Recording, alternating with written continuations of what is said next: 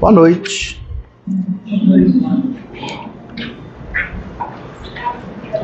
Nossa, bastante gente, né? Terça-feira foi.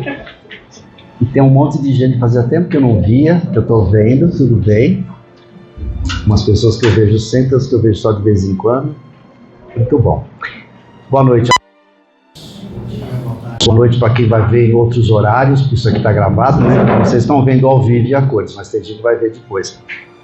Antes de começar, eu só queria fazer um comentário sobre dois livros que nós temos embaixo na livraria, que de vez em quando eu gosto de lembrar, porque eu acho que eles são interessantes. Um conta a história do Centro Espírita de Itajubá, numa linguagem como se fosse uma brincadeira entre crianças, e conta a história do Centro. E um outro que fala sobre o Espiritismo, sobre a história do Espiritismo, falando sobre as Irmãs Fox, que é um episódio, é um capítulo importante da história do Espiritismo. Também numa linguagem diferente, juvenil, uma coisa meio mangá, meio história em quadrinho. Então, quem quiser histórias, o Detetive Watson, que conta essa história do Centro, uma linguagem que jovens, por isso que eu estou falando para vocês, jovens vão gostar, tá? E o Cadê, que conta também uma linguagem para jovens e para crianças, contando a história do Centro. Então, foram produzidos por pessoas ligadas à evangelização, né? O Detetive Watson foi alunos daqui que fizeram mesmo, e o Cadê foram pessoas também ligadas à evangelização. Então é interessante, como dica para vocês. Bom, nós vamos falar hoje sobre 3 itens do capítulo 7, Bem-aventurados os pobres de espírito. Eu vou falar sobre esse assunto que, na realidade, eu não precisaria nem falar para vocês. Ninguém precisa saber disso, porque todo mundo já tem isso resolvido. Porque o assunto é orgulho. Alguém está aqui orgulhoso? Nem precisa levantar a mão, tá? Não precisa nem pensar. Orgulho é um problema que vocês têm? Vocês não têm? Não têm. Nós somos o quê? Humildes, na verdade. Alguém aqui não é humilde? Todos são humildes. Porque, inclusive, essa mensagem é uma mensagem enorme, é do Lacordaire. No Evangelho segundo o Espiritismo, as mensagens têm o autor e o ânimo. Foi psicografado. A luz. E é uma mensagem longa. Acho que é porque o assunto é longo, né? E é uma coisa que a gente carrega há longos anos na nossa encarnação, na nossa vida enquanto espíritos. Então é uma coisa para a gente parar e pensar, o orgulho e a humildade. E são questões que a gente, às vezes, tem dificuldade de se perceber. Que nem eu comecei brincando, né? Que aqui ninguém é orgulhoso, né? Egoísta. Vaidoso, então, nem pensar, né? Eu teve uma época que eu achava que eu não era vaidoso. Eu achava, não, orgulhoso eu não sou muito, egoísta eu não sou muito, vaidoso de jeito nenhum. Aí começaram a me falar, ué, mas você não tem espelho para se perceber que você é uma pessoa? Aí eu comecei a perceber que eu também era orgulhoso, vaidoso e egoísta. Então, eu sei que não é o caso de vocês. Aqui ninguém, nem quem está vendo, ninguém vai, essa carapuça não serve. Por quê? A gente não tem esse esforço de autoconhecimento. E enquanto a gente não se perceber com essas características, Parar de incentivar. E não só da gente descobrir, a gente descobre. Às vezes incentiva na gente mesmo. Nós cultivamos em nós mesmos essas características, que é até uma forma simpática, né? Isso não é característica, é um defeito, é um desvio, é um problema seríssimo que nos leva a sofrer demais quando a gente cultiva essas coisas. E o capítulo dessa A mensagem é muito interessante porque ela troca, quer ver? Sem humildade poder ser caridosos para o próximo? Não, porque esse sentimento nivela os homens, mostra-lhes que são irmãos, que devem ajudar-se mutuamente e os encaminha ao bem. Então, se eu não trabalho esse orgulho, eu continuo orgulhoso, é muito difícil eu ser caridoso. Caridoso no sentido pleno e evangélico. Não caridoso de dar uma esmola para uma pessoa. Não caridoso de dar alguma coisa para alguém. Ouvir uma pessoa que é meio desagradável, você para ouvir. Aquela pessoa, toda vez que te encontra, conta a mesma história. E você, de vez em quando, escuta, às vezes não escuta. Aquela pessoa que ou não, e ela está repetindo, e a gente chega e fala, mas você já contou, você já falou isso, você está contando de novo, mas você já falou. Isso é falta de caridade. Porque a pessoa não tem noção. E às vezes ela até tem noção de que ela já falou um monte de vezes. E ela fica tão feliz se a gente escuta e faz cara de surpresa e faz cara de novidade. Verdade! Nossa, ela acabou de contar a história. Isso é de verdade. Não custa nada. Isso é caridade. Então as formas de caridade, quando você de fato lida com orgulho, trabalha a humildade e vê o outro como irmão, porque o orgulhoso não é humilde. Se eu não sou humilde, eu não vejo outro como irmão. Se eu não vejo outro como irmão, eu não vou ter muita paciência. Então está muito ligado à paciência, que é uma outra coisa também. A gente, de vez em quando, perde, né? Quer dizer, a gente não perde o que você não tem. Como a gente não tem paciência, a gente não tem paciência. De novo, é o que vocês não têm esse problema. O pessoal lá fora no mundo, nem as pessoas estão ouvindo aí na internet. Ou seja, se eu trabalho a humildade, eu vejo os outros como irmãos, eu estou predisposto a fazer caridade. Estou predisposto a considerar o outro como irmão e compartilhar coisas. E aceitar a ajuda do outro quando eu estou precisando. Porque a gente às vezes não aceita. Não aceita porque eu não quero nada daquela pessoa. Você me fez uma coisa uma vez e eu fiquei muito ofendido. Quando a gente trabalha com o orgulho da gente e neutraliza e começa a se predispor a neutralizar, a gente sofre menos. Porque se alguém faz algo que me ofende, eu não vou ter que fazer todo aquele mecanismo tão penoso que é o de perdoar. Porque perdoar de verdade é complicado. Porque perdoar pressupõe que eu esqueço o que a pessoa fez. Ou eu posso não esquecer. Não literalmente você tem que esquecer, mas você não se incomoda com aquilo. Eu até lembro o que aconteceu, mas aquilo não me incomoda mais, eu já superei. Isso é perdoar. E quando você perdoa, é um alívio muito grande. Por isso que Jesus falou aquela frase: meu jugo é suave, meu fardo é leve. É muito mais fácil você amar do que você odiar. É muito mais fácil você perdoar do que guardar mágoa. Aí você fala, mas aquela pessoa me fez algo, foi um absurdo. O que ele fez para mim é imperdoável. Por que é imperdoável? Porque a pessoa ousou fazer algo para mim, que sou um espírito de luz, né? E que não fui entendido. Então, sinal que eu não sou de tanta luz assim, né? Minha luz está mais para uma lamparina, uma velhinha que bobear qualquer ventinho, ela sopra e apaga. E outra coisa, quando a gente vê o outro numa posição de inferioridade. Então, se eu vejo o outro numa posição de inferioridade, eu vou pensar, por que eu vou perder o meu tempo com ele? Ninguém é inferior a ninguém. Nós podemos, em alguma situação, em algum critério, estar numa situação de inferioridade. Ou um tem mais saúde que o outro, um tem mais dinheiro que o outro, um tem mais conhecimento que o outro, mas todos nós somos filhos do mesmo Pai. Nós todos somos irmãos. E se a gente acredita na reencarnação, aí a coisa fica mais interessante ainda. Porque se eu acredito na reencarnação, quem garante aquilo que eu estou achando que o outro é inferior, porque ele é isso, aquilo outro, quem garante que na outra encarnação eu já não fui daquela categoria, daquela situação? Ou não serei na próxima? Né? Os preconceitos que a gente tem, porque a gente se vê numa posição superior. Há um tempo atrás, você podia até justificar, quando eu digo há um tempo atrás, há muito tempo atrás, alguma questão das pessoas se acharem superior por uma questão de cor de pele. Porque existiam todas justificativas, até científicas, para dizer que uma raça era superior à outra. Primeiro que hoje nem se fala mais em raça. Todo mundo é uma raça só, nós somos a mesma raça humana. Não tem raça, só tem uma.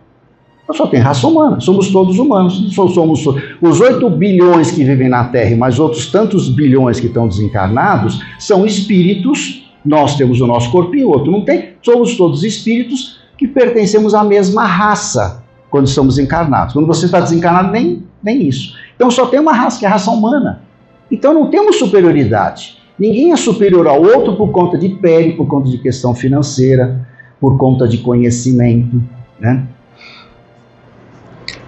Todos os espíritos são da mesma essência e todos os corpos foram feitos da mesma massa. Que interessante, isso aqui é metade do século XIX.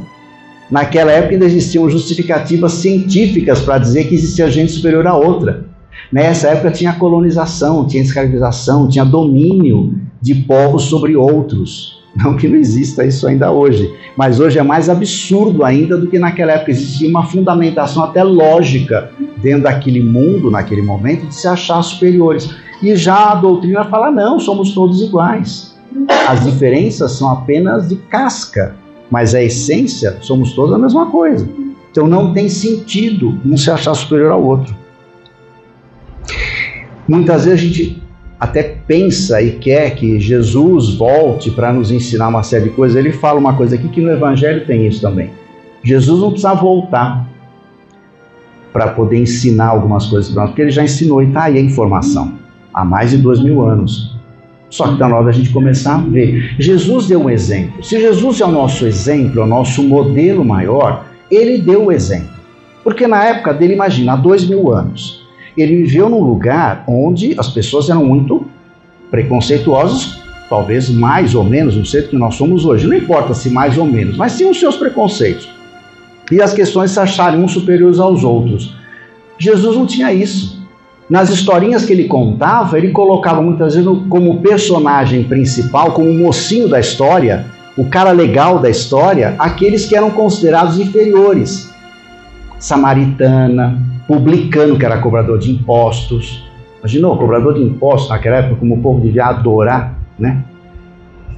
Samaritanos eram considerados inferiores. Tem a história de Jesus quando ele conversa com a samaritana, com a mulher, uma mulher. Jesus conversou com uma mulher samaritana. Tem essa história, não sei se vocês lembram, está lá no Evangelho, que ele conversa com uma samaritana na beira do poço. E ele se identifica como o Messias para ela, para uma mulher, que na época era considerado um ser inferior. Era mulher. Madalena, primeira pessoa para quem ele apareceu, depois que ele desencarnou, foi para quem? Foi para João, o apóstolo que ficou com a mãe? Foi Pedro? Não, foi Madalena, uma mulher. Porque Jesus dava exemplos em mínimas coisas dessa questão da gente quebrar os nossos preconceitos, as ideias de superioridade. E Jesus, ele podia se considerar, porque ele era o superior a todos do planeta, naquele momento, desde antes, desde naquela época e desde sempre até hoje e para o futuro, em relação a nós, como modelo de perfeição. E ele deu esses exemplos. O orgulho eis a fonte de todos os males. Isso é verdade. Não vamos nem falar do egoísmo e da vaidade, vamos falar do orgulho, né? Por que a gente fica tão bravo com as coisas? Porque a gente se sente ofendido. Como que aquele reles mortal, ou aquela reles mortal, me tratou daquele jeito? Ela não sabe com quem ela está falando, que isso até é uma piada, né? Isso aqui você sabe com quem você está falando? Aí o cara fala assim, eu não sei, você também não sabe, então você tem que se tratar, né? Você está com um problema aí, uma demência, você não sabe quem você é, né? Como que é essa frase? Você sabe com quem você está falando? Eu falei, bom, se você não sabe, então você procura seus documentos. E a gente tem essa coisa, né? Como você está me questionando? Aí no finalzinho tem uma mensagem, uma coisa muito legal. Não vos orgulheis por aquilo que sabeis, porque esse saber tem limites bem estreitos no mundo que habitais. Que sejais uma das sumidades desse globo, não tens nenhuma razão para vos envaidecer. Se Deus, nos seus desígnios, vos fez nascer no meio onde pudesse desenvolver a vossa inteligência, foi para querer que a usasseis em benefício de todos. Isso aqui é muito legal para a gente refletir. Quando a gente está, mas eu tenho muito conhecimento, muita cultura. Eu tive muita cultura, mas tive uma possibilidade que outros talvez não tiveram. Porque a gente sabe que é o Espírito, nós, enquanto indivíduos, que fazemos o nosso futuro. Nós fazemos a diferença. Não importa o meio onde a gente vive, nós fazemos a diferença. Mas, gente, é complicado alguns meios para as pessoas se superarem mais do que outros meios. E não é porque eu estou num meio que me facilitou certas coisas em termos materiais, de acesso a conhecimento, por exemplo, que me faz superior ao outro, que não teve essa possibilidade. Que a gente diz, mas o cara, se ele batalhar, ele consegue tudo o que ele quiser. Não é bem assim. Não é bem assim. É só a gente olhar o país que a gente vive. Tem gente que batalha a vida inteira e não consegue sair do lugar. E ele batalhou. Mas aquele não batalhou. O problema é de quem não batalhou, mas tem gente que batalha, que se esforça. Uns conseguem, outros não. por N fatores que a gente não vai julgar. O fato é que não é porque eu tenho uma posição superior, porque eu tenho mais dinheiro, eu tenho mais conhecimento, eu tenho mais cultura, que eu sou melhor do que o outro. E se eu tenho isso, como ele fala assim, Deus, nos seus desígnios, te colocou naquela situação para você compartilhar. Porque o que adianta você ter um conhecimento incrível, uma sabedoria gigantesca e não compartilhar com ninguém? Para que serviu isso? Para você? Eu tenho umas condições materiais maravilhosas. Ótimo, você tem bastante grana? Tudo bem, usufrua. Usa bastante, é um direito que você tem, se você ganhou isso de maneira lícita, né? Senão eu já não vou questionar isso, já não vou discutir. Estou falando no caso a pessoa conseguiu de maneira honesta. Você conseguiu de maneira honesta? Usufrua. Tudo bem. Mas pode compartilhar um pouco com os outros também, né? Dê chance para compartilhar, para o compartilhamento. E com relação ao conhecimento, a mesma coisa. Por que eu vou guardar tudo para mim? Para eu me mostrar perante os outros, né? Se eu tenho um conhecimento gigantesco, que adianta, né? Chegar aqui, eu estou fazendo a palestra e de repente eu começo a recitar trechos do Novo Testamento em Jesus falava aqui língua aramaico, né? Então eu vou começar a recitar aqui o Evangelho em aramaico. Aí vocês vão falar assim, nossa, que legal, né? O Francisco fez uma palestra e ele recitou o Evangelho em aramaico, né? Aí todo mundo vai achar, nossa, que legal. Quem daqui entende aramaico? Levanta a mão. Ninguém. E eu também não. Então, se eu souber aramaico, que adianta eu falar em aramaico com vocês? Ninguém vai entender. Agora, se eu souber, ótimo! Vai ajudar para eu poder ler textos no original para compartilhar com as pessoas e ensinar, não aramaico, mas ensinar o que está escrito lá, de maneira natural e não... Olha, eu sei, você não sabe. Eu tenho, você não tem. Porque, de repente, eu sei uma coisa que você não sabe, mas tem coisas que você sabe que eu não sei. Mas aquela pessoa só sabe fazer faxina. Só sabe fazer faxina. É uma ciência fazer uma bela de uma faxina. Vai fazer uma faxina bem feita se você não sabe. Você vai pegar o mesmo paninho que você limpou o sujo e vai limpar o limpo depois, vai fazer uma porcaria. Você tem que ter um conhecimento que aquela pessoa tem que você não tem. E vamos ter humildade de aprender. Porque para toda, não tem nada, não tem nenhuma pessoa no cosmo que não tenha a possibilidade de fazer nada, não possa ensinar nada a ninguém. Todas as pessoas têm, ou num aspecto ou no outro. Eu posso saber um monte de coisa, mas tem um monte de coisa que eu não sei e eu vou precisar aprender com o outro. E se eu sei, não me julgar superior porque eu sei. Se eu sei é porque eu tive possibilidade de ter acesso àquele conhecimento. E é como fala aqui, é para compartilhar, é para usar em benefício do outro, porque senão não adianta nada. Conhecimento muito grande para você, guardar para você, não serve para nada. A ideia é compartilhar.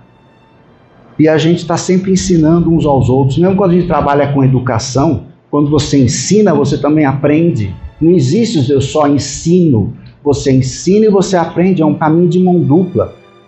Então essas coisas de compartilhar, e aí a gente começa a ver o outro como um potencial que a gente às vezes não vê. E isso faz com que a gente fique muito mais tranquilo. A vida fica muito mais leve, a vida fica muito mais sossegada. E a gente acaba entendendo que o outro é irmão e ele tem as mesmas possibilidades que a gente tem. Vale a pena ler, porque a gente vai fazer as nossas interpretações desse assunto. São 3 itens, bem pequenininhos, mas é bem isso, né? A gente não refletir sobre essas coisas. E quando a gente reflete, a gente começa a entender melhor e a gente passa a ser uma pessoa melhor. A gente está no começo do ano, né? A gente já está desejando. Agora já acabou o primeiro mês, daqui a pouco não desejo mais nada, né? Mas a gente já tem essa coisa, né? A gente, às vezes tem pessoas que a gente encontra, estou te encontrando pela primeira vez, feliz ano novo.